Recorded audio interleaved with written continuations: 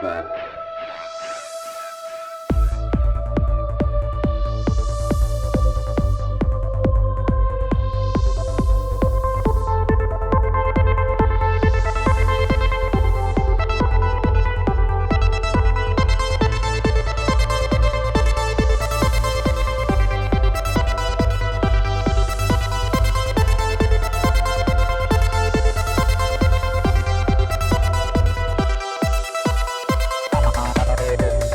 What's up? Another episode of the podcast. I'm your host, Richard Fleming, also known as Ricky Brands, and a returning guest for you today. Somebody that I really enjoy talking to. I've had on a bunch of times. Brian Festa from the CT Freedom Alliance and We The Patriots USA, two organizations that really are on the front lines in regards to lawsuits and fighting back against government with all the overreach, the masking, the vaccine mandates, all the stuff. When we go into all these topics and more, Brian Festa is also a full-time attorney. So we got to see all these issues from a attorney's point of view and from his perspective. And that's the one thing I love about this show. I have had a lot of doctors on, but I feel like every episode that I've had a doctor on or somebody to come on to talk about the COVID issue, the coronavirus, all the things related to it, give you a little bit of a different perspective. For example, Brian looks at these issues from an attorney's perspective and point of view. And then I've had people like Joel Hirschhorn, Dr. Joel Hirschhorn, who wrote Pandemic Blunder and looked at the treatments that were suppressed and all the doctors are having success with those treatments initially and the history of Dr. Fauci. And then I had Dr. Fleming's on, who really went into a deep dive into the origin of SARS-CoV-2 and all the evidence that proves it came from a lab. And he has an amazing resume and background. And just over and over again, Dr. David Martin, who was in the Pandemic documentary, goes into all the patents related to the coronavirus and how they could kind of foresee there's something going on. Dr. Carrie Madej, Dr. Frank Ayeda, Dr. James Lyons Wheeler. The list goes on and on and on. And I'm very proud of the amazing researchers and great minds that I've had on this show to really shine light on this issue and show you from a scientific perspective how we've been lied to. And like it or not, if you hear my perspective on all this, and I don't have a MD after my name or a PhD or I'm not a doctor, people just don't take that information the same way when they hear it from somebody who their whole life's work has been around analyzing these type of issues, researching these type of issues, dealing with these type of issues. So I've really been lucky to be able to have all these amazing doctors who have been willing to be outspoken, put their career reputation on the line to give everyone a different perspective on what's going on. Because like I keep telling people, the pharmaceutical companies don't even need to market their own product. They have celebrities doing it. They have news media doing it. They have people on social media doing it. Everybody's doing it for them. They're telling you that things can get back to normal if you take this jab, if you take this vaccine, and people just believe it. They believe that it's going to stop the pandemic. It's going to stop all this stuff, even though it doesn't stop the spread of it. It doesn't stop you from getting it. The pharmaceutical companies never even claim that. And yet everybody believes that. And it's not because it's coming from the pharmaceutical companies. It's because everybody else is saying it. And I know I've done a lot of shows on this issue. And I know I'm going to keep doing shows on these issues, on the COVID issues, on the coronavirus issues. It's because it's a evolving issue. It's not like, okay, everybody who they can trick into getting vaccinated has been vaccinated. Let's move on with our lives. It's like, no, there's still stuff going on with like trying to track us, with trying to remold society, vaccine passports, the concerns about pushing a booster shot on us, or the concerns about being able to travel, going back to school without getting vaccinated or without getting tested. Like these are all evolving things that aren't going away, going to maybe music events, whatever it may be. But these are things that we have to keep talking about. And I'm a little concerned about everybody getting some of their freedoms back, some of their lives back, some of the pleasure that they get out of life back, and then forgetting about all these issues and forgetting that before 2020, many people were asleep, going on with their everyday lives while these things were going on. And then by the time they paid attention to it, it was too late. And let's hope that doesn't happen again. I got some exciting news. One, I got a new t-shirt design. If you guys haven't seen it on my social media accounts. If you follow me on Instagram, RV36, Twitter, RV36, on Float or on Facebook, you'll see that I have a new t-shirt design that's really pretty cool, and it's different than all my other t-shirt designs. I'm really excited about getting this released on my merch store, which is the Ripple Effect Podcast merch.com. It should be out very, very soon. So after you hear this, probably a week or so later, it'll be available on my merch store, Ripple Effect Podcast merch.com. And if you follow me on all those social media platforms, then I'm sure I'll announce it once it's officially out. Also, I have a new website that I'm working on with Content Safe, and it looks awesome. They're almost done with it. I'm going to have all my links there, all my channels, so all the places you can find the videos of the Ripple Effect Podcast, which is Odyssey, BitChute, Float, Rumble, Minds, Rockfin. All the audio and video will be on there. All my shows, so the Union of the Unwanted, Ricky Rants on Rockfin, and Ripple Effect Podcast will all be there. They'll have links there. You can also support the show through my website, Patreon. We'll have Patreon links, PayPal links, crypto links, my merch store link. So it'll be a one-stop shop. You'll be able to find everything and anything related to me on my website. It's going to be rickyvranis.com, and I believe I'm probably going to make the rippleeffectpodcast.com also bring you to this website. And thanks to everybody who's purchased shirts, everybody who's supported me on Patreon and on Rockfin. It's tipped the show on Rockfin. That's how I can afford to pay Content Safe to create a new website. That's how I can pay an artist to come out with new designs for my t-shirts. It's thanks to your support. So you guys are all contributing to all these new things, and I can't thank all you guys enough for doing so. What else? This is a value for value show, so if you get some value out of these conversations, please try to support the show. Patreon, PayPal, merch, Rockfin. If you guys aren't familiar with Rockfin, it is a YouTube competitor alternative platform. There's a lot of sports on there, but also a lot of alternative media. My show's on there, Ripple Effect Podcast, for free, but you can also get exclusive content. It's like a Netflix for alternative media. You can get exclusive content for, I think it's $9.99 or whatever it may be. But Jimmy Dore's on there, Sam Tripoli, Richard Grove, Jason Burmis, so many great researchers and thinkers and people in the alternative media community. Abby Martin, Lee Camp, tons of great people, and tons of great past guests have been on my show. So I'm really happy to be on there and supporting all those people, because if you join Rockfin, you don't just support me, you support everybody, all the content creators on that platform. So start a free account, get everybody's free content. If you like it, then sign up for the premium content. Ricky Rants Rockfin's my premium show. Everybody has a mixture of free and premium stuff. It's uncensored, and you support everybody on that platform. But of course, like I said, I do have a Patreon page. If you do support me on Patreon, and thank you everybody who's been tipping me on Rockfin, everybody who's been supporting me on Patreon, it doesn't go unnoticed. But if you do support me on Patreon, once a month I do a Patreon podcast. I just did one recently with my Patreon supporters. It's exclusively just for myself and my Patreon supporters. It's a fun kind of roundtable discussion where we just kind of hang out, have fun, and talk and share ideas, and they're always a blast. So if you want to participate in the next one, please join my Patreon page. All the stuff is in the show description. And even though this is a value for value show, and I've been talking about and discussing financial ways to help the show, there's other ways to help the show. If you can't support the show financially, support the show by sharing, reviewing, thumbs upping, subscribing to the show. Tell people about the show. That goes a long way. And the reason why I want to emphasize this over and over again is because I know money's tight for a lot of us.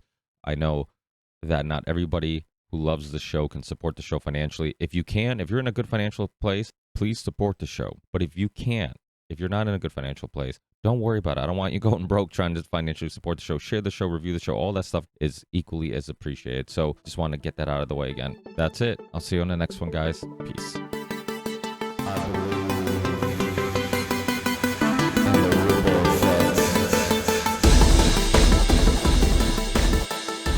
Yeah, absolutely. So is this it? Are we on? Yeah, we're on. Okay.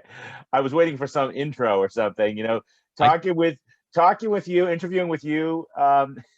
Ricky is always just a little like, hanging out with one of my buddies, so it's relaxed. And I like that because it's not like, some of these other shows, we have to do this whole protocol before we go live and say, do this big intro. But yeah, no, thanks. You've supported us tremendously. You have come to Hartford before. You came to Hartford in January for our rally. I didn't get to see you that day, but I know you were there because you told me and you sent me a picture, I think. Yeah, I mean, there's just so much going on right now. That rally you mentioned in April, a couple of weeks ago, or a month ago, I guess it was. It seems like a year ago, because so much has happened since then. Unfortunately, the governor, well, the legislature and the governor did pass a law repealing the religious exemption to mandatory school vaccines in Connecticut. And it repealed it not only with regard to K through 12 schools, but also with regard to daycares and colleges.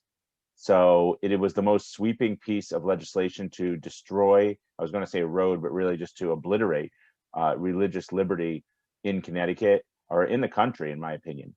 And it's just something that we cannot let stand. So within hours of the governor signing that bill into law, I held a press conference along with our lead counsel on the case, Attorney Norm Pattis and Cameron Atkinson, who we're all working together as a legal team on this case. We've already filed a federal lawsuit seeking to repeal or overturn, strike down that law, the repeal of the repeal, I guess you'd call it. And we are forging ahead with that. We're going to be filing a motion for a temporary restraining order, which is basically just like an injunction to prevent this from going into effect while the litigation proceeds. So there's a lot of things we're working on. I can talk about some other litigation we're involved in as well, but as with regard to that specific issue, I just wanted to give you that update. So what does this mean if you're a parent? And I mean, what does this mean for them? Like, does this mean that they, religious exemptions are gone? Does this mean that they immediately have to vaccinate their children if they're going back to school? What does it mean for a parent? Well, what it means, it's very, very confusing. So that's a great question, because a lot of parents are asking us that question, right? Like, wait, I enrolled my child, or I sent in the religious exemption on April 28th, and the day the governor signed it into law. Does that count? Or wait, I'm enrolling my preschooler in kindergarten. I sent in the registration paperwork with the exemption. Does that count? I don't know if he's technically enrolled yet. So does that count? We don't really know. The legislature did not define the word enrolled in the statute. So it's sort of being left up to the districts and to the Department of Public Health and Department of Education to sort of sort through this and figure it out. I'm hearing both. I'm hearing some districts saying, yes, you sent us the paperwork on or before April 28th, your child can enroll and your child will be grandfathered in, because they grandfathered in all K through 12 students who had an exemption on file, who were enrolled and had an exemption on file with the school as of the day that this was passed into law, or before that date. But some people didn't send it to the school. Some people just had it on file with their physician. So they're saying, does that count? I claimed it, but it seems from reading the law that it has to be claimed with the school, not just with your private doctor or healthcare provider. Some districts are saying, no, absolutely not. Your child's not enrolled yet. Your child, kindergarten didn't start yet. You sent in the paperwork, but that's not enrollment. Your child is not grandfathered in and will have to be fully vaccinated by September 1st, 2022. So although the law went into effect immediately upon passage, which means that if you didn't have an exemption on file, you can never claim one again. That was the effect that happened on April 28th. Getting actually fully vaccinated doesn't have to happen for these children until September 1st, 2022. And on that date, they either have to show proof they've been fully vaccinated in accordance with the mandatory vaccines required for school entrance in Connecticut, or they have to show proof that they're on a catch-up schedule, an alternative schedule with their physician, with their healthcare provider. So yes, some students won't necessarily, even if they lost the exemption, have to receive all of the vaccines right away, but they will eventually have to get them. Even on the catch-up schedule, you can't just say I'm declining them forever.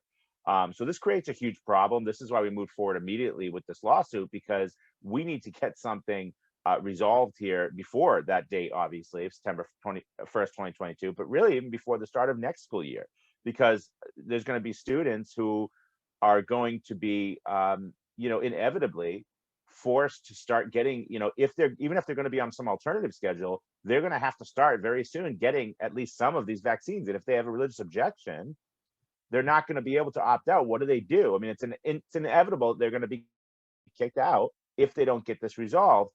The other issue is, what about daycares and colleges? There's no grandfathering in for the daycare students. The daycare students, if you lost your exemption, even if you had one on file. So those children in daycares, 2-year-olds, 3-year-olds, younger, really, babies, they're not able to opt out anymore. College students, if you had one on file as of the date of the passage, you can keep it.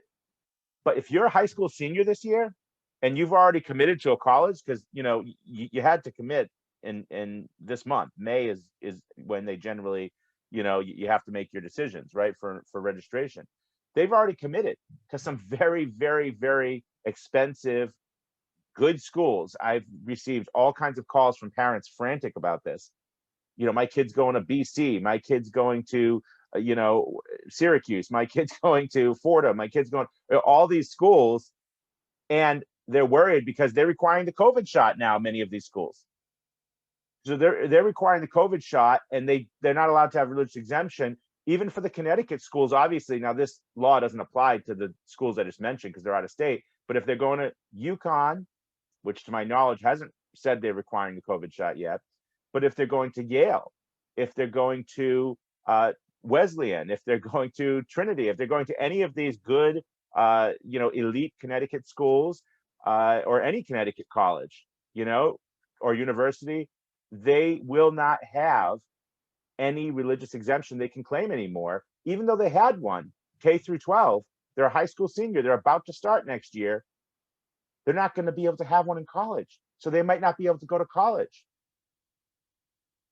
That's wild. And the craziest thing, and it's very telling, is the antibody conversation. Like, why isn't there anybody saying, hey, test for antibodies?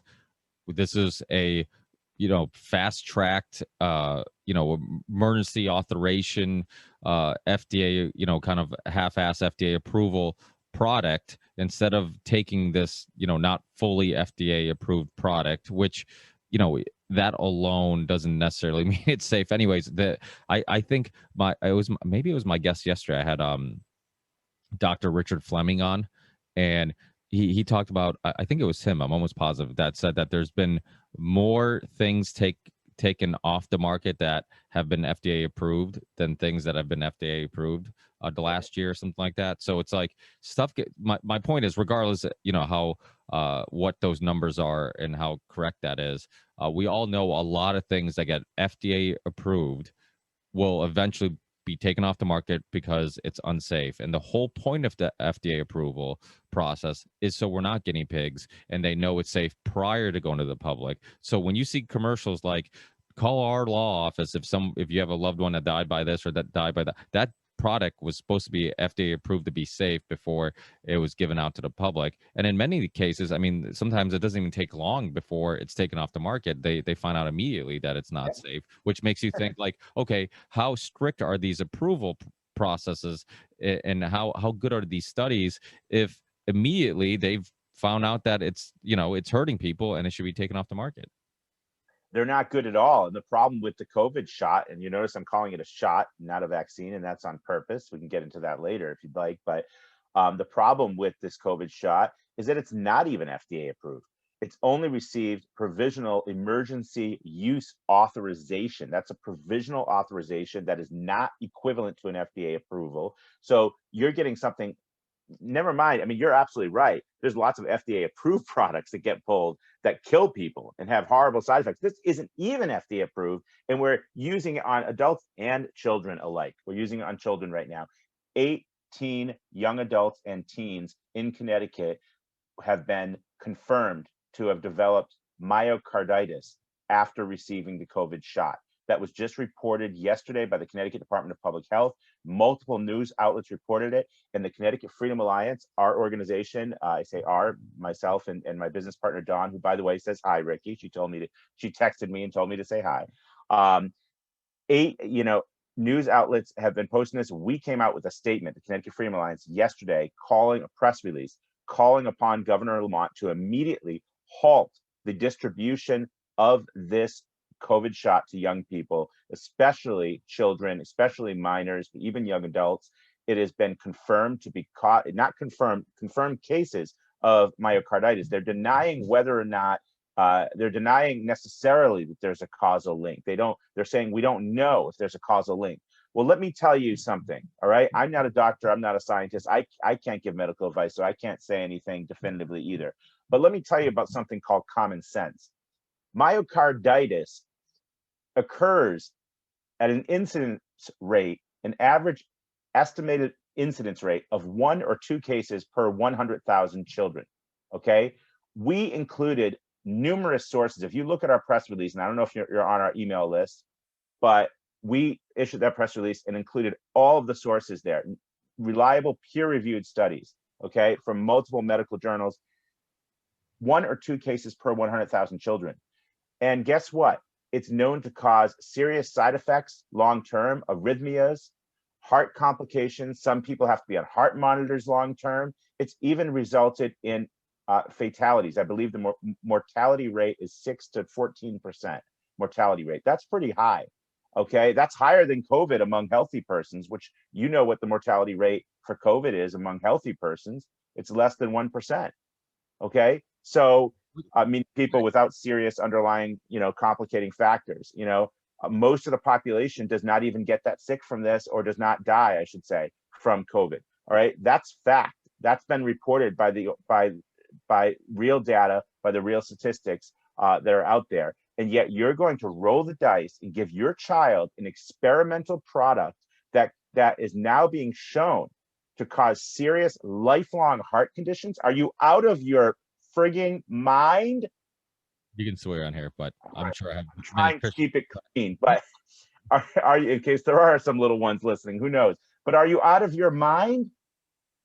Well, the craziest part is that, like what you said, is the death rate. So the chances of, I mean, they're trying, I think, what was it, Pfizer that's trying to approve the vaccine for like 12-year-olds and whatever. I mean, what boggles my mind is that we know the numbers are inflated. And even using the inflated numbers, even using the obviously manipulated data that the CDC gives us, that these organizations give us, that have purposely, inflated these numbers, it's still not lethal, barely at all, to the majority of the population, especially children. And the flu, I mean, this isn't even controversial. I mean, the flu is dangerous to young people, do kill, the average age of the flu is much younger than the average age of COVID. And yet we have never even taken one step. We haven't changed one thing to try to stop the flu from hurting young people. So, I mean, the thing is, it's obvious that what happened was they scared the crap out of us, and then little by little they just kept, like, it's like that boiling frog theory, right? Like, you throw the frog in the boiling water, it jumps out, but if you throw it in cold water and slowly start heating it up, next thing you know, it's in boiling water, and then it didn't realize it. I mean, that's kind of what happened to the American public, where it's like they took away all our freedoms and rights, scared the crap out of us, and then slowly started giving them back a little bit. And we're supposed to be excited. Like, people are in Massachusetts. Dictator Baker just recently removed the mandates for masks outside for kids playing soccer like a week ago. And everybody's excited, and I'm excited too, because like I think obviously it's harmful for kids outside playing sports, wear masks and constantly breathing. Soccer's your thing. I mean, that's your game. So yeah, I soccer and basketball are my thing. But my son, I mean, he plays on like 2 different teams. He has multiple practices a day. Sometimes he's always playing. He has a medical exemption. But it's gotten to the point, and I've told this story on the show, so sorry for people who've heard it a couple times already, but it's relevant because as a parent, I think you can relate to this. He got to a point where he was so tired of other kids asking him, like, why isn't he wearing a mask? Why isn't he wearing a mask? That he would argue with me that he wanted to wear one just so they would leave him alone, because he just wanted to go play soccer and he just wanted to focus on that. And if he wore a mask, he thought, like, okay, I could just focus on playing and I don't have to worry about being embarrassed or feeling like I did something wrong. Like, he plays for a local group, and he would have different coaches, and sometimes you get a coach that didn't know he had a medical exemption, would ask him, and then he would cry. He'd think he got in trouble or he did something wrong. And so it got to the point where even the peer pressure, and I think this is very similar to the peer pressure that's going on for people to get the vaccine, where it's like the social pressure just makes you want to give in. The social pressure of like, well, everybody's getting the vaccine and everybody's saying that it'll get things back to normal. I guess I'll just participate in this whole thing because I feel like I'm helping, and I feel like people will stop asking, and people, and so there is a little bit of that social pressure, and you're seeing, like, I know a lot of right wing people, a lot of people who seem like all on board with, like, okay, they understand the agendas that are being pushed, and then yet they're like, you know what, I got it for traveling, I got it for this, but like you said, the really important thing is it's not fully FDA approved, which makes me wonder, and I'd love to get your opinion on this because I've kind of bounced this off a few guests in the last couple months because I'm kind of curious on how they're going to go about this. What do you think is going to happen? Because all this, like, vaccine passport, you need a vaccine for this, you need the COVID, it's not FDA approved. So right now they can legally, give it out to the public. But once we're not in a state of emergency and they don't have, that authorization, then what's going to happen? Like, how can they force a vaccine for travel or force a vaccine to go back to school? Well, they can and they can't. And what I mean by that is, if you're a private business, let's set aside the government for now, okay, governmental entities. And I know a lot of people work for governmental entities. I get it. But let's just focus on private businesses. So private businesses could make, theoretically, any requirement that you have to wear a yellow hat to come into the workplace. Okay. They could do that, and that's okay. And we should support that because that's private enterprise, and that's private, that's libertarian values, which I embrace. Private businesses should be able to do whatever the hell they want, except when it violates the law. And there are laws specifically against discrimination. Okay. And in this case, would be talking most likely about discrimination on the basis of religious belief or disability. If you have a medical condition, they would still have to attempt to accommodate you if you requested an accommodation. So it's up to the employee to say, I object to this based on my sincerely held religious belief, and therefore I'm not going to get it. What can you do for me? And then the employer has to try to find an accommodation, whether that's, okay, you have to still continue to wear a mask, which I know people don't like to hear, but that would be deemed probably by most courts to be a reasonable accommodation. I argue that it shouldn't be, because especially when we're not in a state of emergency anymore, there's no proof that an asymptomatic person without a mask is a threat of transmission of the coronavirus. And furthermore, there's no reason they should be worrying if supposedly these vaccines are so effective and they're all vaccinated.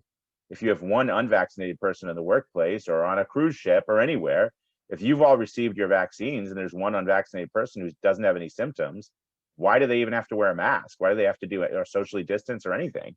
You're supposedly protected. Or is it that you don't really believe in those vaccines? Well, then if you don't believe in them, why are you mandating them? I mean, it goes round and round and round in circles we go. And it's just absolutely ridiculous. So they still have to accommodate you. They have to try to find an accommodation, whether that's remote working, whether that's putting you in a different area of the cruise ship, maybe, which I don't like. Again, we're talking about segregation, but there are alternatives then saying, I'm just going to deny you service, right? I'm just not going to serve you food, or not going to allow you to travel on this cruise ship, or I'm just not going to allow you to work here anymore. There's alternatives to that. You can work in a separate office, or you can work from home, or you can continue to wear a mask and socially distance, or there's all these other things you can do. But this is all assuming that, they still have emergency authorization for the vaccine. What I'm saying is, like, once, because I'm assuming that at some point, right, they can't continue saying we're in a state of emergency and justify, that authorization forever, can they? Or can they? Because then once they can't, won't that mean that you can't force a un-FDA approved product onto your employees? And and also, yeah, go ahead. And also, I wanted your opinion on this too, because this is related. Also, I'm hearing that legally, if your employer tells you have to get the vaccine, even though the vaccine companies aren't liable for any adverse reactions, the employer can be. Yes. So I'll get to that in a second. Let me just quickly address what you said. First of all, I don't think even right now, even during a supposed state of emergency, that they can be requiring a product that's not FDA approved. But they're getting away with it because it does have that emergency use authorization. I understand that. But there's questions as to whether you should even be allowed to mandate some. In fact, I've heard, there's been many attorneys that have come out in, law firms I've seen published official guidance saying you should not be mandating something that's only been given in an EUA until it's been fully FDA approved. You shouldn't even if it is a state of emergency, you shouldn't be able to do it. So I think employers are subjecting themselves to a lot more liability by mandating this than by not mandating this. So the fact your question is usually, can you legally do it? That's not really the important question. The important question is, can employers do it? And the answer to that is always yes. There may be legal consequences, but whether it's legal or not, employers are doing it. So that's what we have to face, because I'm getting inundated every day with messages, emails, texts, calls from people whose employers are absolutely mandating it. So they're doing it regardless of whether it's legal or not, because they feel very confident the courts will back them up, mainly because we are still in a state of emergency. And also because all of a sudden, what they're hoping is that all of a sudden private enterprise, private business rights will be protected when it comes to this. All right. Not when it comes to a lot of other things, but when it comes to this, they're confident, especially in these more left-leaning states, that they're going to be protected, that they're going to be allowed to do this. I think that they're going to be in for a surprise. I think they're underestimating these judges. I have more faith in the justice system than I know a lot of people do. Maybe a lot of your listeners do. I do think, especially as we're filing these federal lawsuits, you're going to see a lot of different outcomes. The federal judiciary is not made up of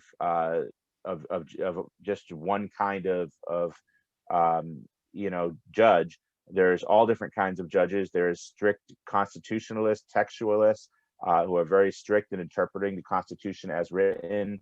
And then there are some more progressives that believe that the Constitution is this living, breathing document. You have a wide array of different judges. So and they're not, remember, judges are appointed by the president. So it doesn't matter what state you're in. Whether you're in a liberal state or a conservative state, you can get a judge, even in a very liberal state, that is very originalist in his or her interpretation of the Constitution. So because maybe he or she was appointed by, for instance, President Trump.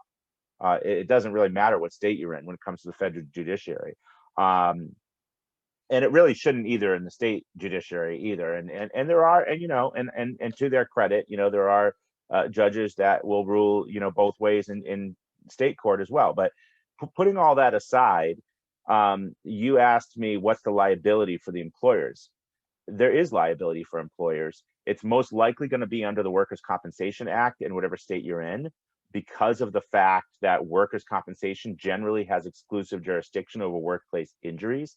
So an injury that's work-related or occurs in the workplace, and certainly I would consider this work-related if your employer is mandating it, and you're injured, that it is under the exclusive jurisdiction of workers' compensation. Now, the good news is, yes, you'll be able to recover something if it's proven that, if you can get a doctor to admit that it was the vaccine that did it, which is a long shot, but let's say you are able to, you may be able to recover.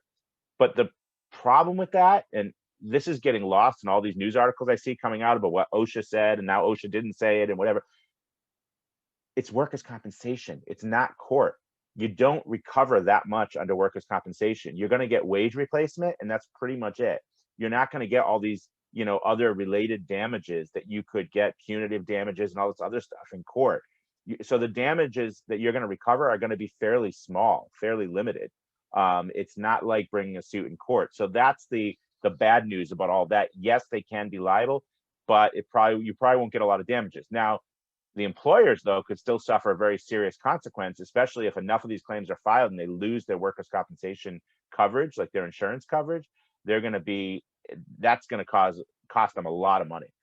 So to me, if I were advising an employer, and I'm not giving legal advice right here, I always say that, but if I were advising an employer right now, there is no way that I would tell them to get this.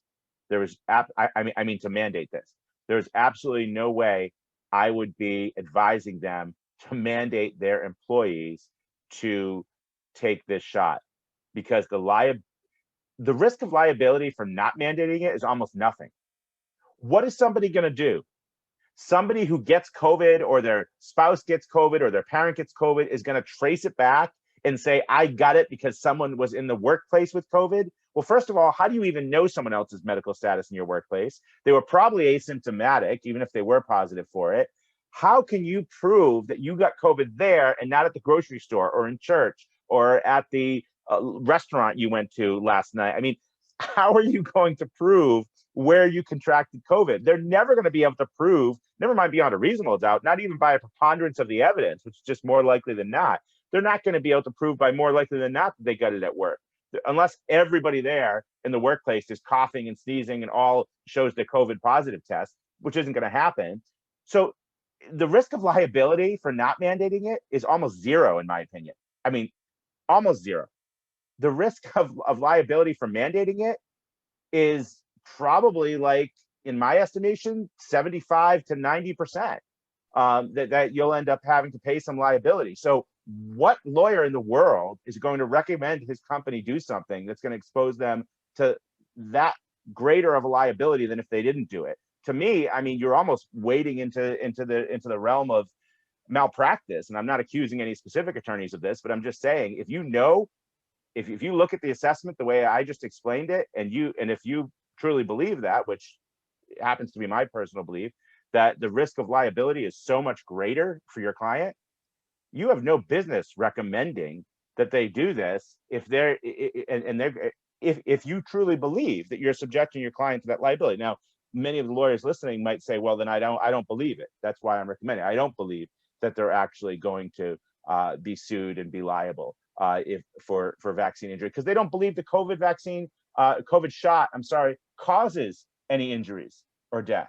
They don't believe that it really causes harm, but that's where they're wrong. So it's really a factual issue. The reason I think the lawyers might be, I'm just speculating, the reason they might be recommending it, if these companies are even consulting lawyers, I don't even know that all of them are, but the reason they might be recommending it is because they're just ignorant. They don't believe that there's really going to be serious side effects, and that they'll ever be able to prove in a court of law or in the Workers' Compensation Commission, at the Workers' Compensation Commission, that the shot is what caused it. They don't think that's ever going to be able to be proven. I think they're dead wrong.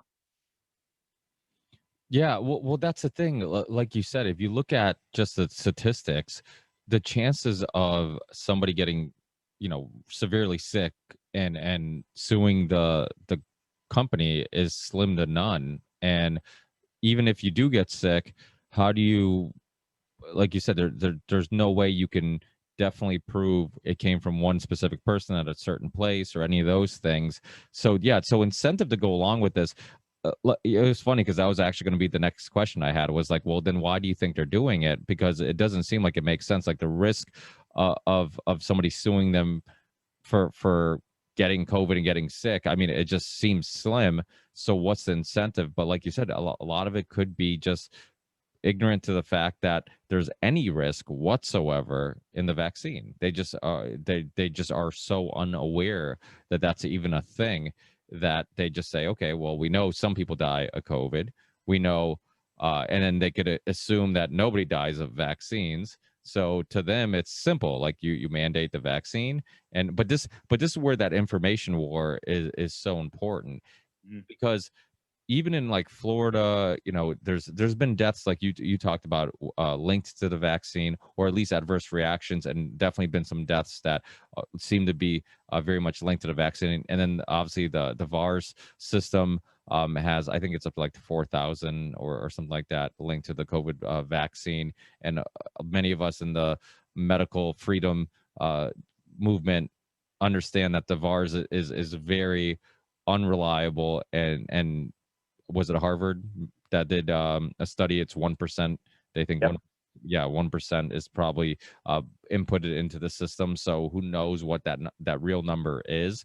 But one thing I keep saying to people too is, like, we know for the most part, of course, there's exceptions to every rule, but for the most part, if you're a healthy, I shouldn't even say young. You don't even have to be young, just not old person, you're probably going to be okay if you get COVID. But if you're healthy and you're young, the vaccine can be harmful. So to me, it's like one almost exclusively harms the most older people who have pre-existing conditions or have some type of health issues, if it's diabetes, overweight, whatever it may be. And then the other one, none of those things matter. It can harm you regardless. So it's like, how confident are you in your own health? And two, maybe knowing that, maybe people should be having much more conversations about, let me improve my immune system or whatever it may be. So, and then if I do get sick, I can handle fighting it. Because right now, I mean, it's just like people think you get the vaccine and it immediately makes your body strong and capable of fighting off anything. And there's no other work that's necessary. And it's like, wait, you're missing this whole thing. Like your body being healthy and your immune system being strong. I mean, that's more important than anything. I mean, your body makes the best medicine. And even if you believe in vaccine science, you're still depending on your body to make the antibodies to fight the virus in the first place. Absolutely. And since when is it an employer's since when is it the employer's right or a business's right to get involved in your private health decisions, even if they're going to cause you trouble? Okay, even if they're going to cause you health problems. Since when does an employer tell me that I am not allowed to drink that beer or smoke that cigar? For you, that's for you, Ricky. All right, I had a great one this weekend, by the way. We'll talk about that some other time. All right, but since when is it the employer's job to tell me what I can or cannot do as it regards my private health decisions? They may be bad decisions. Maybe I shouldn't make them. Maybe I will have health consequences if I do them too often. Okay, or if I engage in certain activities like I said, smoking, drinking. Maybe it will cause health problems, but that's not the employer's problem. And there's no evidence that it's going to hurt anyone else, which there isn't. There's no evidence that by me not wearing a mask when I'm asymptomatic, or even when I am, or that me not getting the shot is going to cause harm to anyone else. There's absolutely no scientific evidence to support that.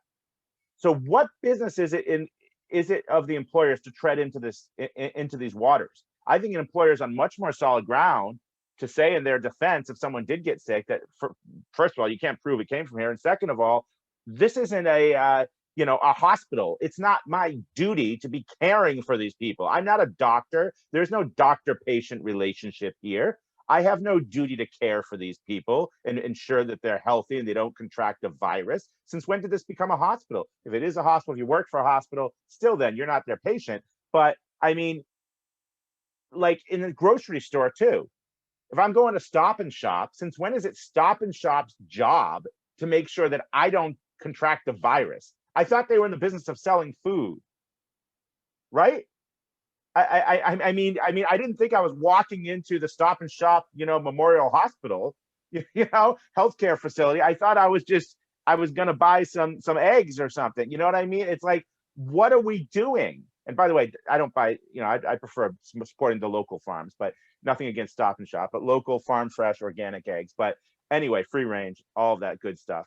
But it's like, my point is, stay in your lane, dude. I mean, come on. That's what this is all about. It's what it all comes down to. Whether it's the governors, okay, whether it's the schools, whether it's these colleges and universities, private businesses, just stay in your lane. And do you think it's motivated that it's just a fear, like you said, it's just the ignorance to the information, like they just aren't aware that you're mandating a product that could be dangerous? I mean, like we keep saying, it's not FDA approved. The only time I've seen Fauci actually get hammered with some questions, or at least pushed back a little bit, was with that Mexican actor Eugenio, who which also you can't find online anymore. It's funny because it was like it's amazing how many of these things disappear. It's funny, I just went onto the CT Freedom Alliance Facebook page, which I know I like and I check all the time, And I'm like, oh, let me see if there's anything, any updates or anything maybe I'll bring up when I talk to Brian.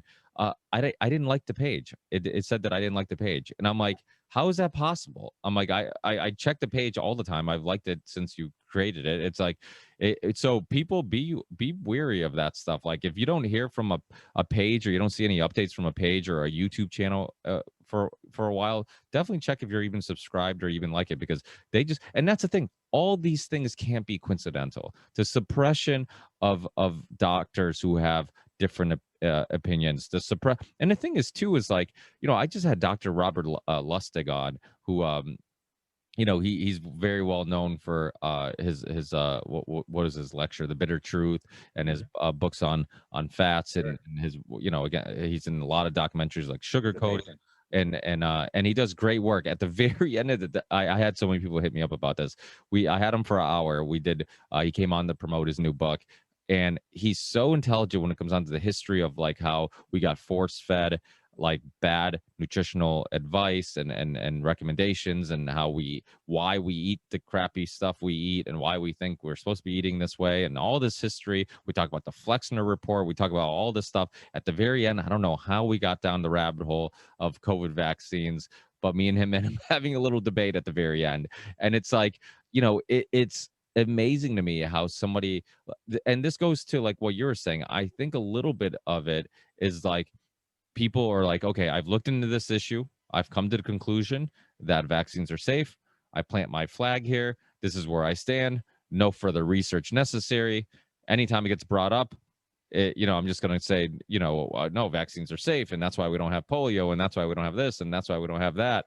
And which I keep saying, living through all this has, because even myself, when people in the medical freedom movement talk about like, hey, herd immunity is the reason why you don't have those diseases, the vaccine's getting all the credit. I'm like, yeah, maybe, but I haven't seen enough data either way. I guess you could make the argument, who knows, who knows. That's kind of the way I look at it. It's sanitation and better health care, although I know we're always, sort of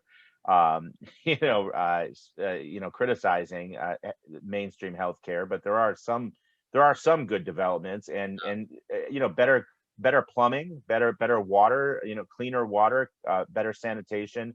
That's what led to the eradication of a lot of those diseases like polio.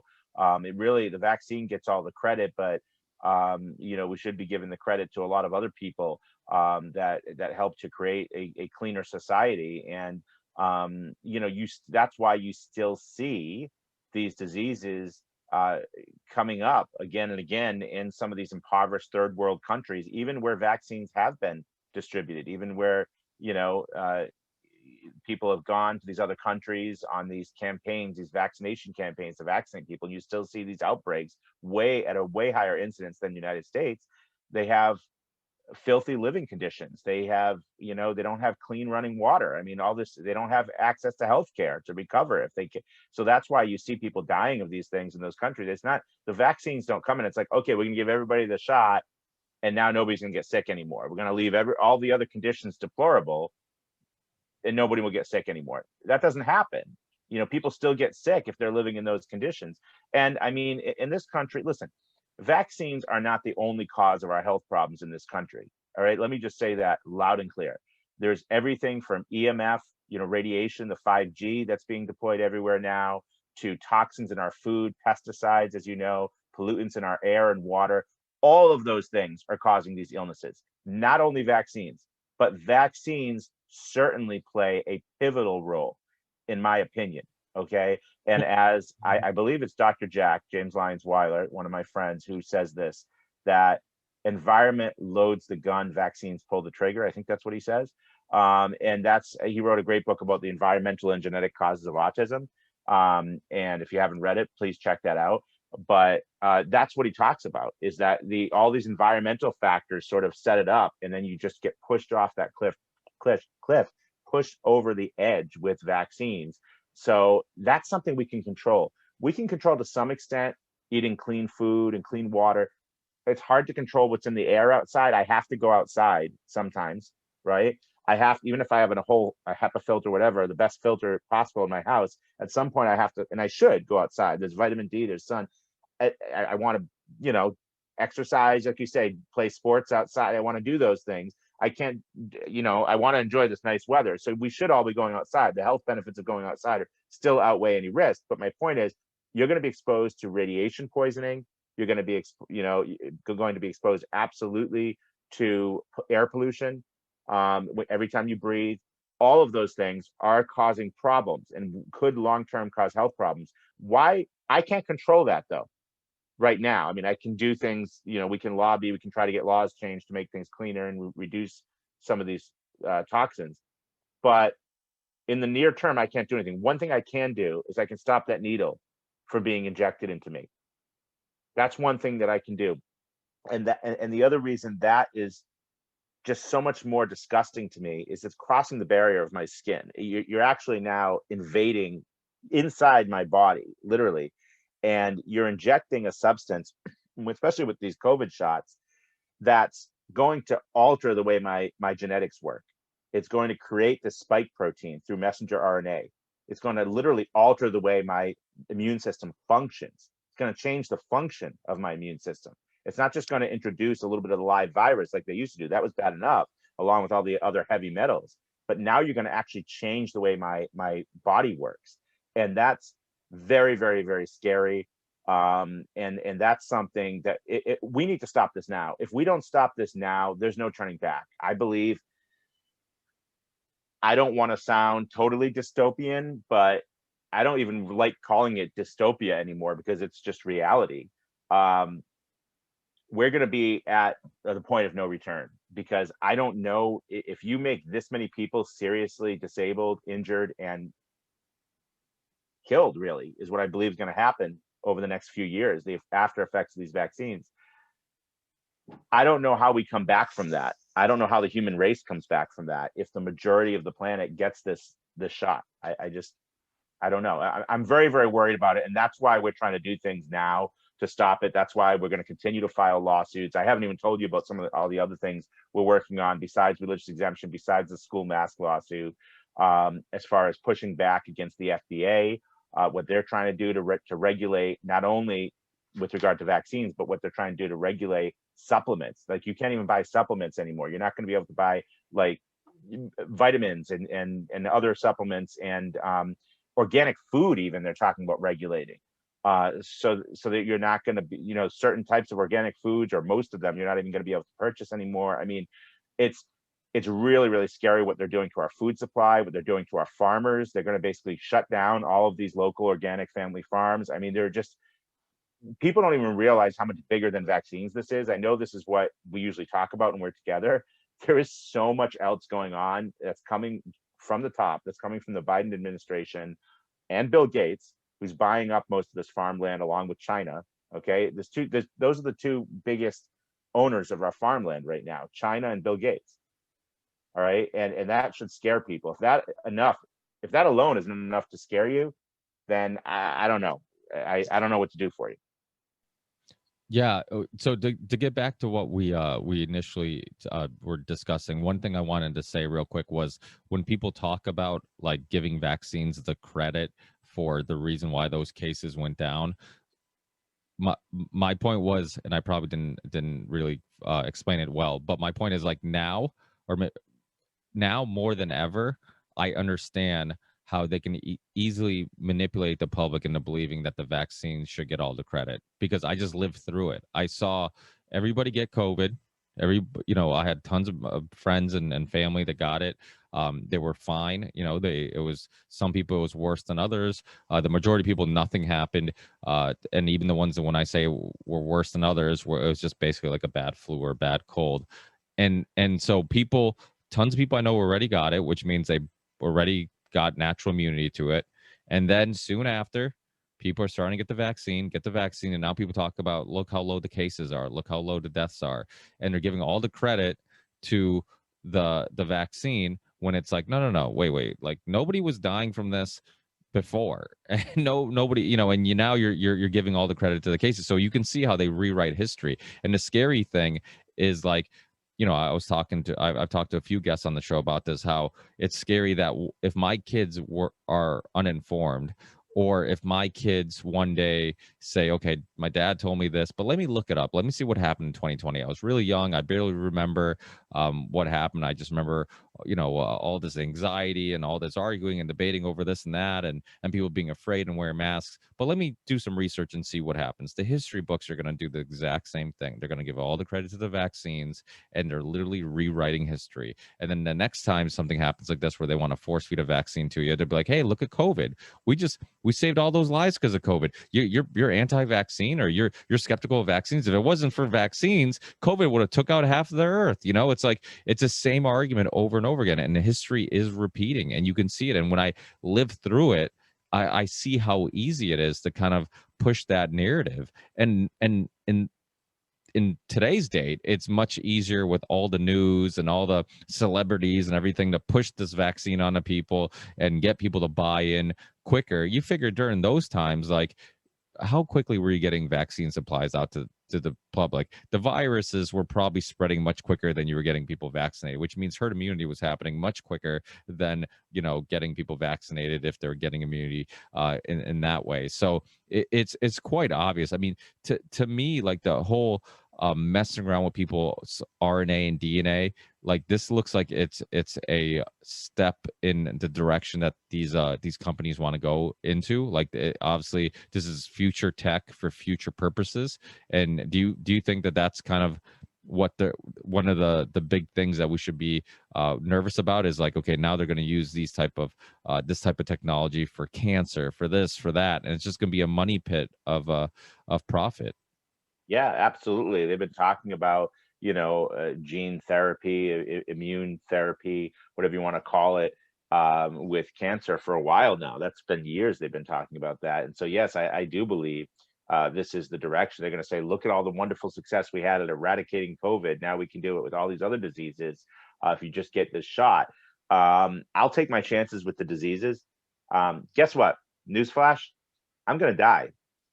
All right. I don't know when, I don't know how, but it's happening one way or the other. And no amount of vaccines is going to save me from that. And in fact, I believe it's going to hasten that. It's going to happen a lot more quickly if I start getting shots. It's just, I don't understand. I guess I do understand, Ricky, why people have come to this point. So many people have come to this point, and I really think it comes back to faith. I don't know if I've talked to you about my faith before, but I'm a strong believer. I'm a Christian. I'm a Catholic. I strongly believe in God. I strongly believe that God created us with perfect, healthy bodies and immune systems.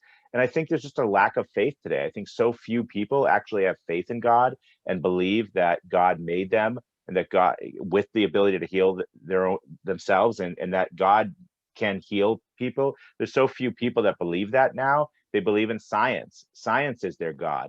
And the problem is, when you're worshiping a false God, you're always going to have bad results, right? You're never going to have good results when you're worshiping a false God, especially a God like science that's so unstable and is so unpredictable and is constantly changing and is never actually settled, despite what they'll tell you.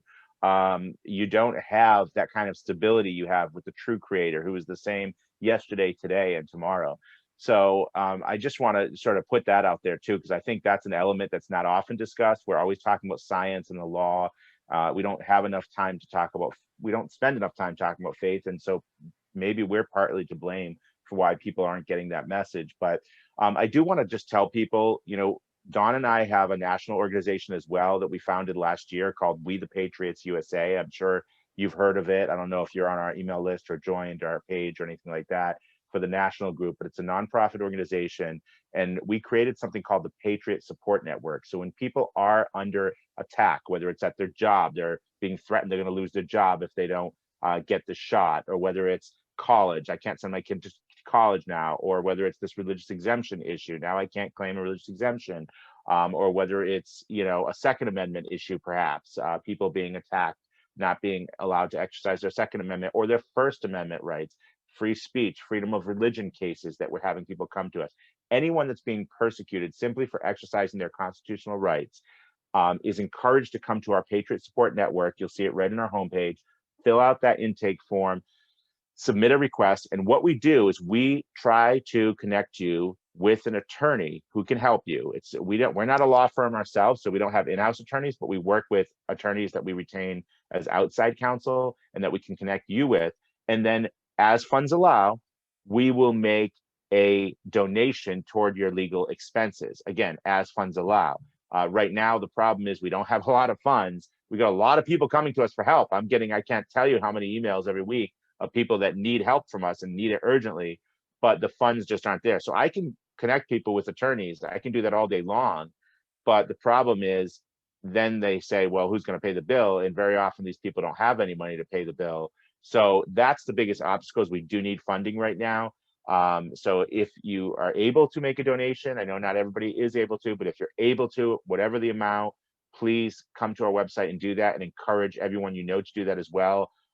Really, we want to take this to the next level. We want to make this a full-time operation because honestly, the government, big pharma, and big tech, those are our three biggest enemies right now.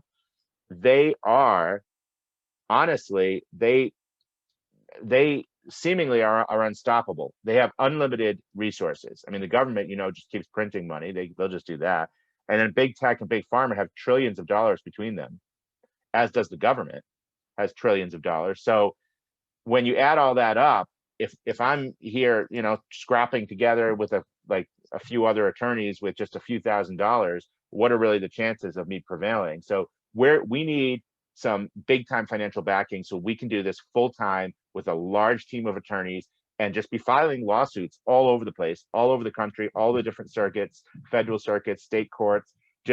We want to have a huge pushback. That is our goal, is two things, to file that litigation, but also to network and link arms with all of these other amazing organizations that are doing it as well. We've been working closely with the frontline doctors.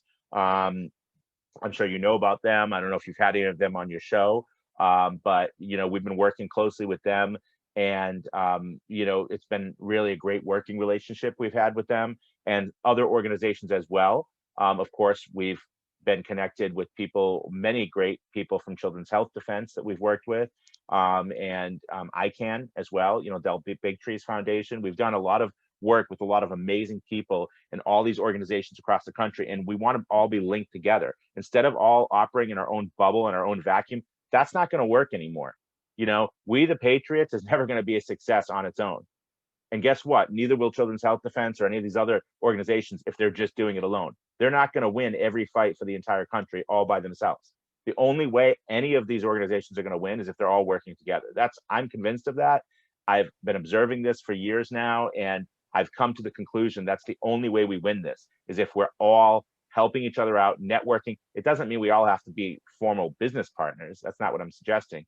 But, we help each other. Someone gets a referral, they need an attorney, something's happened to them in Connecticut or New York, they refer them to me. I get a call from someone who needs help in California, I might call up Simone and say, this is someone for that you may be able to help out, with your organization and things like that. That's the kind of working relationship that I'm talking about, is that we all partner together. So check it out, please, if you haven't already, wethepatriotsusa.org. Yeah, I'll put links in the show description, so it's super easy if anybody listening wants to donate and wants to help out. It sounds like you want to create a nonprofit organization, Union of the Unwanted style, kind of. Yeah, I mean, well, you've done it through your media, your media, whatever you want to call it, of podcast. And I think that you've done an amazing job. I haven't been on there in a while, and I'm sorry about that. I know there were a couple times you invited me, I wasn't able to make it. It's just these last couple months have been absolutely insane. Like I said, they've just all kind of blended together. I'm hoping things calm down a little bit for the summer, but every time I say that, I kind of jinx myself. So I don't know. And the lawsuits, unfortunately, it's not like we get a break as lawyers either. The courts don't close over the summer. with how slow things go, sometimes people think that they do and accuse us of that, but they don't. We're just overloaded. They're overloaded with cases, and really not enough judges to hear all the cases across the country. There's just so many of them, as you can imagine right now, with all this civil rights and constitutional litigation. There's not enough judges. We need more good judges. We need more good lawyers. and have faith. Again, I tell people, please have faith in the justice system. I know a lot of people have lost faith in it, especially what happened in the last election. I had a lot of people reach out to me and say, you're crazy. How can you have faith in the courts anymore? And I tell people, just be patient. Be patient. Good things are coming. There's a larger um, plan here. It's God's plan, and it's working through men and women, yes, but there is a larger plan here, and I do believe that we come out better. I was talking to someone earlier today who said, he thinks it's going to get a lot worse before we get to that point, and he might be right. I think he probably is right, but he still agreed with me that in the end, his overall point was, in the end, we are going to end up in a better place than we were when we started all of this. So have faith, everyone. Ricky, I know that you'll continue to spread the message, and I'll continue to keep you updated. As these lawsuits progress, I'll continue to send you updates by email. I'm happy to come back anytime, as we have new developments. I do just want to report a new development. Actually, that reminds me, the school mask lawsuit. I don't know if you saw, but unfortunately, the Superior Court judge did dismiss that lawsuit as moot. However, that is now a final decision. That's actually good news for us, because we've been waiting to appeal. We've been knowing we were going to have to most likely file an appeal anyway, because he denied our emergency injunction motion way back last November. So we've never been able to appeal that because we didn't have a final decision yet. Now we finally have a final decision. So we're going to file a public interest appeal directly to the Connecticut Supreme Court. And we're hoping to have that heard shortly and get all of our arguments heard at the state's highest court. So stay tuned for that. It is far from over. And we also need donations for that. The school mask lawsuit. I don't think many people realize how much money a lawsuit takes. Just one lawsuit, but we've incurred over $100,000 in legal expenses, legal fees, and court costs. We've raised a tremendous amount towards that, but we still have quite a ways to go to pay all of that. So it's kind of daunting and kind of scary. And quite frankly, if we don't get the money, we're not going to be able to continue taking on cases. We just can't keep getting ourselves in debt and never having any of our legal bills paid off. So we really are in dire need of donations still for that lawsuit, which is still ongoing and is now going to be appealed, like I said, which is actually we're entering the critical phase. If we get this to the Supreme Court, this will be it. This will be our last shot, our last chance to be heard. Is going to be hopefully at the Supreme Court very soon. And I would encourage people to donate. You can find the donation link on the CT Freedom Alliance website. That's ctfreedomalliance.org. Or you can go directly to the fundraiser at gogetfunding/CT mask lawsuit. Gogetfunding.com. I'm sorry, gogetfunding.com/CT mask lawsuit. So again, I appreciate any support that anyone can give. I hate to talk about money so much, Ricky, but that's what it all comes down to. All of these fights require funding.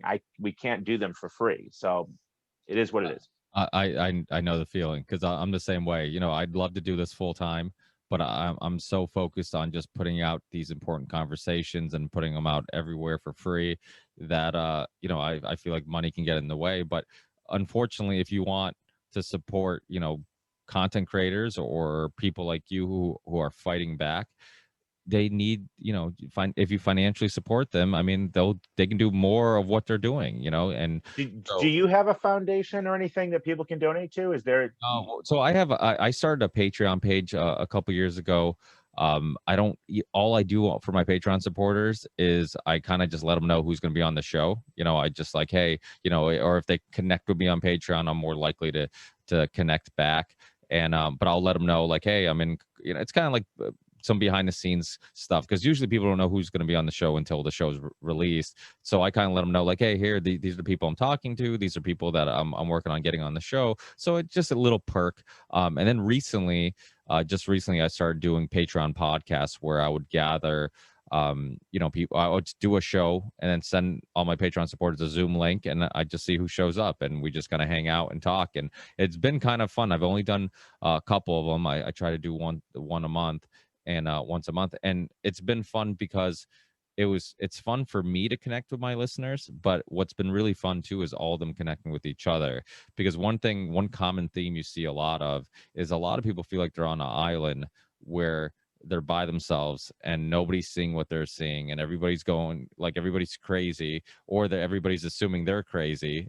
And when they talk to people who are like-minded and seeing the same things they're seeing, it makes them feel good. It makes them like, okay, I'm not alone. There are people out there who feel the same way. I mean, I guess it kind of does what music did for us growing up. Many of us, where you would listen to a sad song and be like, why do you want to listen to sad music or angry music? It's like, well, because I'm sad or angry. It's cathartic. It's yeah, cathartic. Right. It's great. Or writing. I mean, I love music, so I listen to music like crazy, and I still do.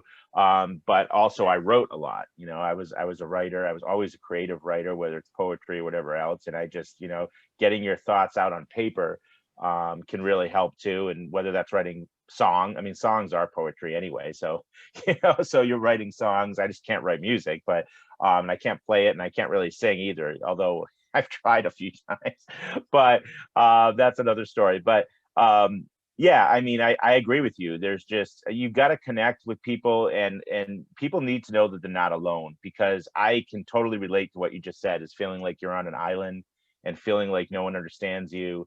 That's been one of the most rewarding parts of this whole journey in the medical freedom movement, is connecting with people like you, and all these amazing doctors and scientists and content creators that I've spoken to, you know, probably hundreds over the last couple of years alone. And it's been amazing to bring everybody together. That's one of the things I loved about the I love about the 24-hour vaccine marathon, which, by the way, we'll be doing that again, you know, on Labor Day weekend in September. So it's a few months away, but it'll be here before you know it. We'll be doing our second annual, and I will be inviting you again, of course. But what was great about that is just talking to one person after the other after the other. Now, they weren't all together in the same room. Sometimes a couple of people came on together, but just having just that string of guests, you know, and we're all talking really about the same thing, but about different things at the same time, and just feeling connected to everyone. You know, sleep deprived as I was, it was a wonderful experience, and I'm looking forward to it again. I actually can't wait. That's my favorite event to do of the year now. That's an annual thing, so it'll be good. I've heard you say that. You're like, I can't wait to do it again, and I'm like, really? That's almost like, I can't understand why.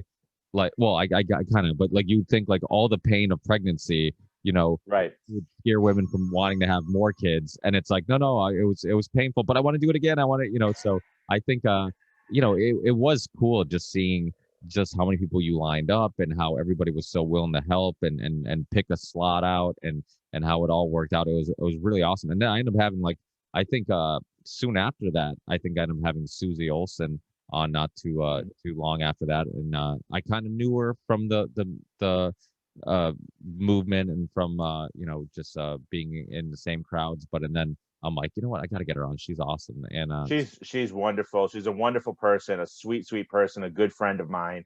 And she will definitely be invited. I mean, I'm gonna invite everybody back, but not, I don't know, we might have to make the slots even less, because now I know a whole lot more people over the last year, because now we've done actually through this litigation, through, you know, talking to people that we've used maybe as expert witnesses, and all these other people, you know, I've connected with more doctors now and things. I mean, there's been so many more people that I've met over the last year that I'm like, how am I going to fit everyone in? We might have to, well, there may not be as many hour slots. They might just all be half-hour slots. But I have a lot more new people now, and I'm sure there'll be a few people maybe that were on last year that won't be able to make it. So it'll all work out. But yeah, I'm looking forward to it. The hardest slots to fill, though, if you know anyone, are the overnight slots on the East Coast overnight. I was fortunate enough to be connected with some amazing people from Israel, Europe, you know, Turkey.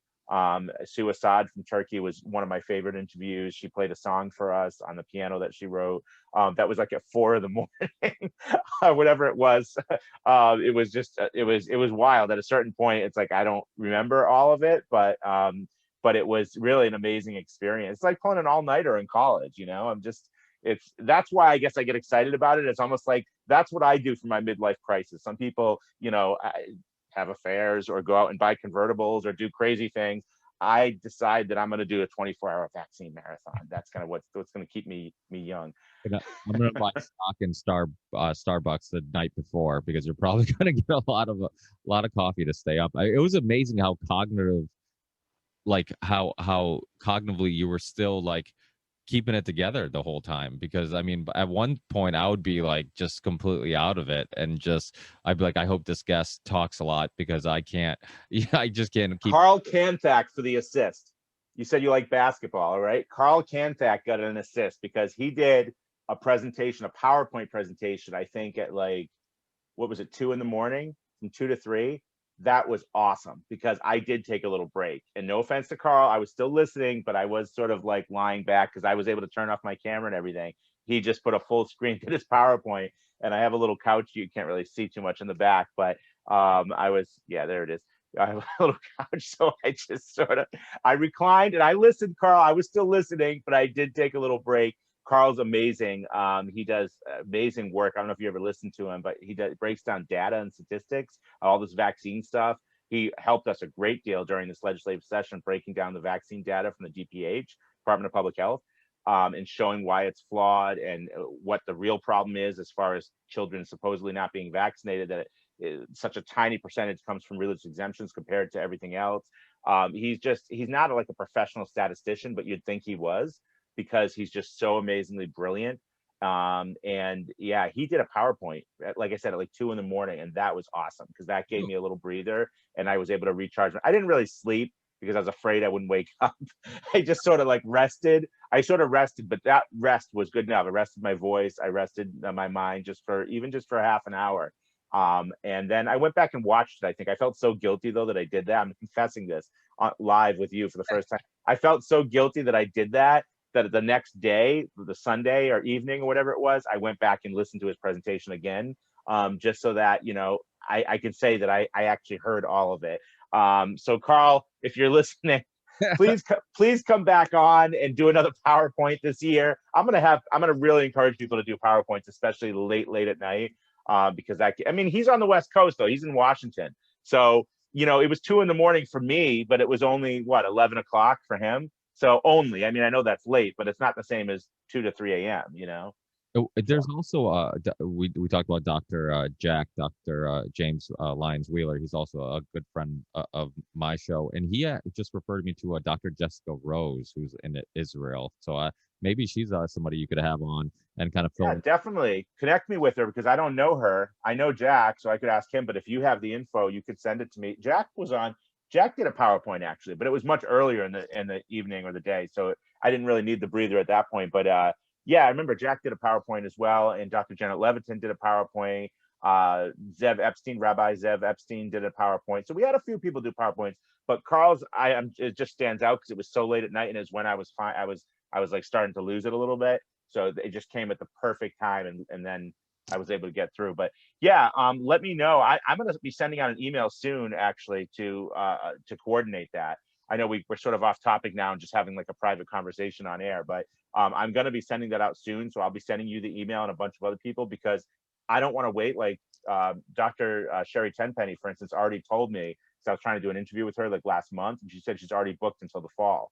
So I said, with interviews. So I said, you know what? I'm going to reserve you right now. Then can you please participate in the vaccine marathon again? She did it last year, and I was like, please, can you reserve a slot? Because I'm assuming like, oh, that's a long way away, but some of these people are so busy because they're so in demand. They're already booked up into September. So, yeah, I might not be able to get them if I don't send this out soon. So I think I'm actually going to work on that this week. Look into Dr. Richard Fleming too. He's a really interesting guy who really goes. He was on just a high wire, I think, a week or two ago, and he went deep into the origin of the virus. And he has so many years of experience. He scientifically, this guy's a genius, and he really, really fun conversation. And he's another guy that I haven't seen do the rounds a little bit. Sometimes when I see somebody, even like yourself, who I haven't seen on a lot of the shows I listen to, or researchers I listen to, I'll recommend them to people. I'll be like, hey, if you need a guest, like here's somebody that maybe reach out to, or I'll go to you and be like, hey, here's a couple of shows that I'm friends with, and help get the name out and get the word out. And I love doing that. I mean, I love connecting people. A big reason is because of what you stated before in regards to all these nonprofit organizations working together.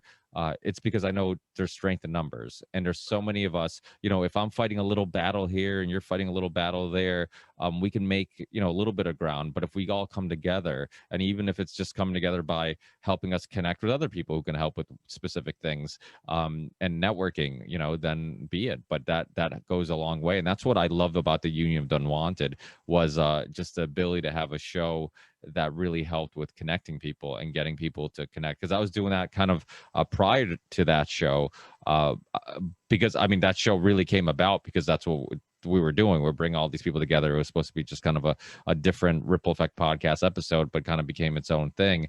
And it was, that was the best part of it, was seeing people meet for the first time on the show, and then like a week later, a month later, whatever, I see them on each other's shows, talking and interviewing. So well, you did a great job. I agree with you. It's a great platform for networking, and you did a great job of connecting us with some amazing people. The Truthzilla podcast, that they're going to be having their anniversary, they just invited me back on to do that. Tim James from Chemical Free Body, he's awesome. Charlie Robinson, I got to get back on his show, actually. He's really good. We had him on also on the marathon. You connected me with just so many amazing people. And America, right? You were on Grimerica too. I was on Grimerica once. I'm just for Darren Grimes. That's right. I'm forgetting because I've been on so many of them now, and a lot of that is owing to you, from the Union of the Unwanted and the connections that you've made over the years, that you've really helped us. So I really, really appreciate that, and keep sending them. Some of these doctors that you mentioned that you just interviewed this week, I'd like to interview them as well. Or if any of the other guests that you've interviewed have their own shows and I haven't been connected, definitely send them my way. Because you're right, we do need to get the word out. We need to let people know that we exist. And I need to be connected with these people so that if I can refer people to them, I can, help their organizations grow too, so that we can all grow together. And that's what I've been doing. Like I mentioned with the frontline doctors, I've been, sending people to them, and they've sent people to us, and it's a great, relationship that we have, that we're able to do that. And we're just going to be stronger because of it, because we're all working together. It's like, in that way, even if big tech or government censorship, whatever, does knock a few of us down temporarily or whatever, we're all so interconnected that we all have each other's contacts, we all have each other's resources. We're all gonna have access to the same stuff. So it's not gonna take, taking me out doesn't solve any big problem. Because everyone else, not that I'm encouraging anyone to do it, but, but we're all connected. Or even if you got shut down, and I'm sure you've been censored plenty, but if you get shut down completely for a while, there's so much information that you've shared that's out there that we all have access to. We're just going to keep sharing it. It's not going away. We have it saved privately as well as on public drives and servers and stuff. It's all out there, and we can all access it and share it. You're not going to suppress us completely. It's just not going to happen. And that's the great thing about America, though. They shouldn't want it to happen. I mean, this is free speech. I mean, this is what the Constitution is all about. If you really have the truth, if you're really sharing the truth, if your science is better than ours, as you say, then what are you afraid of? You're absolutely right. And that's the beautiful thing about this show. The audio wise, I haven't gotten censored too much. iTunes is usually the one who does it. And it was like Mickey Willis, Del Bigtree. It's quite obvious that, just surprisingly out of nowhere, those are the episodes that just don't show up. Yep. But the video platforms are the ones that we seem to see the most censorship. Luckily, now you can get this podcast. I mean, the audio is available everywhere. So the nice thing is, like, I try to do my best to make sure when somebody comes on the show, I think it's an important conversation, important episode. I know that it's going to reach some people, because the show now is still on YouTube. Not all the episodes, because some have been banned on YouTube, but just about all of them are on YouTube. And but the show's also available on Rockfin, Rumble, Odyssey, BitChute, Float, Minds. So once the show gets uploaded, the video on YouTube, within 24 hours or so, it's on all those other platforms. So you can delete it from one place, but it still be available somewhere else. And I'm a big believer of the open source idea of, like, just letting people post things or post the show wherever they want. It's open source. get the conversations out there, get the information out there. And you know, and to me, it's not as important for me to get the clicks. I think I was telling my guest yesterday or recently, I was telling somebody about how my show's all over BitChute, and I think it's BitChute. Some guy has my show on his channel and it has more subscribers and more views than I have on my BitChute channel. But it's okay because at least people are reaching the episode, so are reaching the show. People are getting to the show, people Right. are watching it. So I don't care if people go to my channel or his channel. I'm completely okay with him uploading it or however he's getting it, because the point is people are finding out about CT Freedom Alliance. People are finding out about, you know, We the Patriots USA and what Brian Festa's doing because these shows are everywhere. So and censorship's a big thing because it's really easy to be frustrated with people who don't seem to get it and don't see. But on the other hand, you kind of feel bad for them because even if they did want to go online and say, hey, you know, I had this conversation with this guy Brian Festa and he kind of made some really good points, let me research some of the stuff he's bringing up.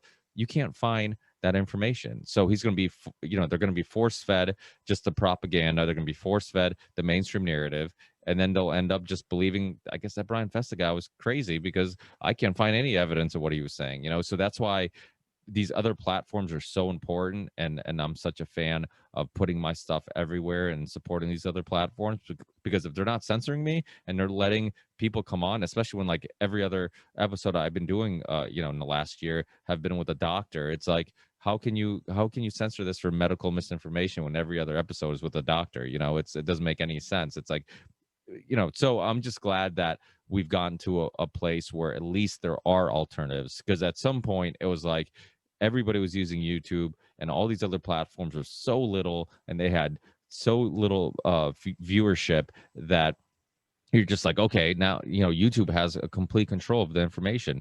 But now people are, you know, regardless of what side you are politically or on any issue, people are so aware of the censorship on YouTube that they know, like, YouTube's not the spot for information.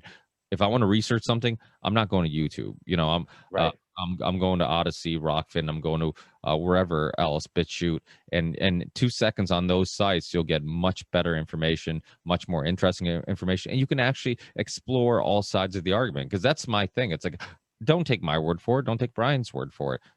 Go explore all sides of the argument and come to your own conclusion. I think we're all for that. It's you know, it's medical freedom. It's you know, the freedom of information. It's about just seeing all things. What people should be worried about is that the elite, big tech, big pharma, the government has decided what truth is, and tells you all other things, you know, are going to be suppressed to protect you. But when the fuck did any of those organizations ever care about protecting us? They didn't, and they don't, and they won't. So Right.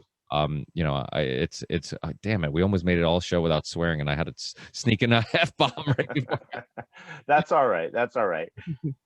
But it's hard not to get worked up talking about these things. But Right. yeah, so Brian, send me any links to any you know, any places where people can connect with you, any links that you want in the show description. If it's a specific link to donating or whatever, send it to me. I'll put it in the show description so it'll be easy for people to find it.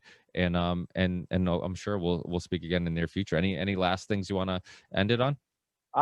No, just to thank you again for allowing me to come on. It's always a pleasure, Ricky, and I'll definitely, you know, be happy to come on again. And like I said, invite you on, you know, in the future, and just anybody who needs help. This is a very, very um, difficult time to be a freedom lover, to be a patriot, to be someone who, you know, wants to, you know, have a voice that's different from the majority, who speaks your mind. Even it's a very, very difficult time, and and that's what we're here for. That's what we realize is that there's a need for this. That's why we created this, is to help people. So please utilize our network. Go on wethepatriotsusa.org. If you can, please donate, because that's our biggest need right now. You know, honestly, my dream, Ricky, I'll just put this out here, is to do this full time. You know, Don and I both have talked about this. We want to run this foundation, this organization, full time, But we cannot right now. We don't have enough donors backing the organization where that would be realistic, and we could draw a salary. Because obviously, if we do this full time, we'd have to quit our jobs, right? And that would mean that we wouldn't have any income because we wouldn't be able to pay our bills and support our families. And obviously, that's not realistic, and we would not want to do that. But if there's a way that we could pay our bills and support our families and do this 24/7, fight against this fascism, this tyranny 24/7, we would be just that would be just an absolute dream for us. So if there's anyone, if there are people out there that can help us get there, or if you're connected with people, we've been put in touch with people who have some leads on that, of people that may be willing to put up substantial donations so that we can do this full time.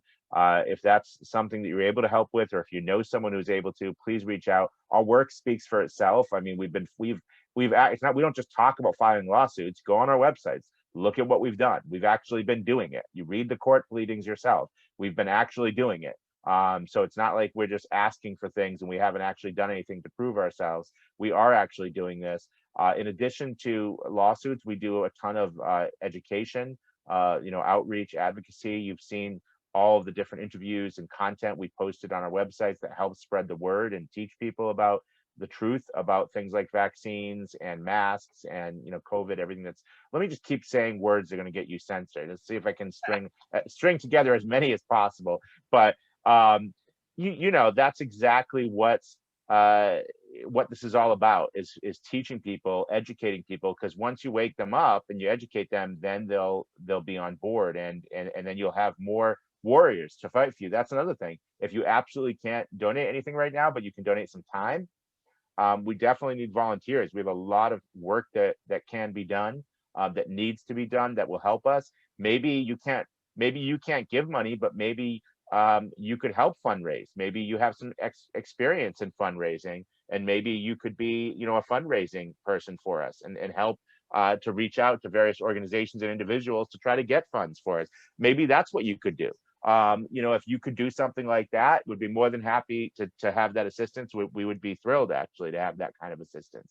Graphic design, marketing, people have, occasionally reached out to us, but haven't really done much or been able to follow through with that. If you have expertise in that, half of the battle is getting our name out there, connecting with people. So anything that anyone can do, we would be very, very grateful. And again, as I said, great being on your show. I always enjoy talking to you, and I hope we can do it again real soon. Yeah, I'm with you. I hate talking about money, and one of the goals with this show also is doing this full time. But people have to understand, like, if you while we're all going to work and we're doing all these things, there has to be people fighting.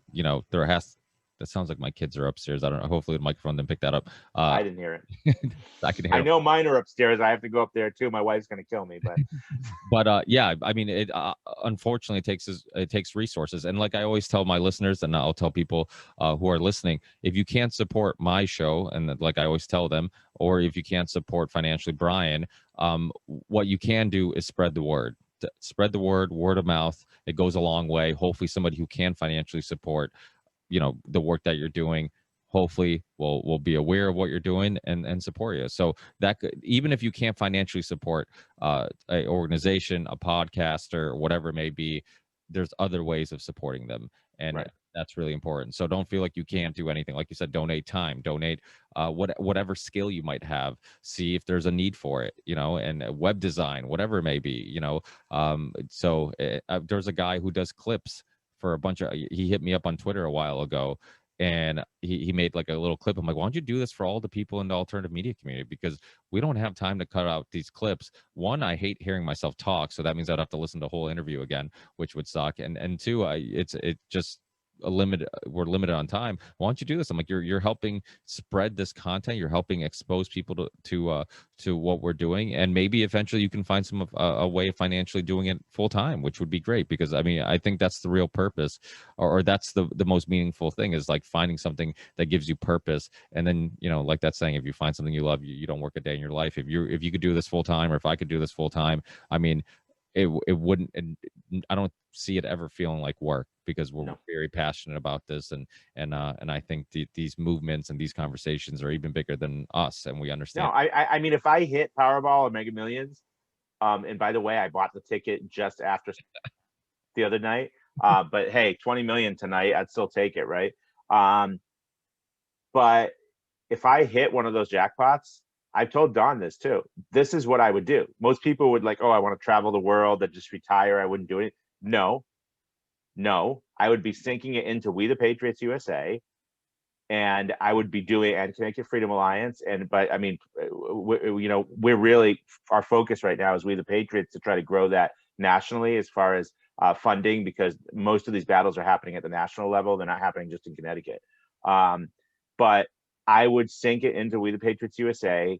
I had set up offices, and we would be doing this with teams of attorneys all over the country, full time, 24/7. I would work more hours even than I work now, probably, but I would be enjoying every minute of it. It wouldn't be work for me, and I'd be to the extent I am working, I'd be working for myself, which is what I really want to do. It would just be absolutely amazing. So that's my long-term goal. That's what I would like. Maybe it's not so long-term if I do hit a jackpot or we get some angel investor to come in. I know that's probably wishful thinking, but if you see that all of this, I'll just say this: if anyone's listening that does have means, take a look at all the amazing things Don and I, my business partner, and I have done on basically almost no money, on a shoestring budget at the Connecticut Freedom Alliance and We the Patriots USA. And then imagine if these people actually had money to do things, what they would be doing. Just think of it that way. And we might actually be taking this country back and be winning everything alongside everyone else. Though again, we're not going to do it ourselves, but alongside all these other great organizations. Just I always put it out there. You never know who might be listening. You've got thousands of listeners, tens of thousands of listeners. I don't know. I don't know who's listening right now that might be able to do that to help us out. But if you're able to, contact us. Contact me through Brian at wethepatriotsusa.org.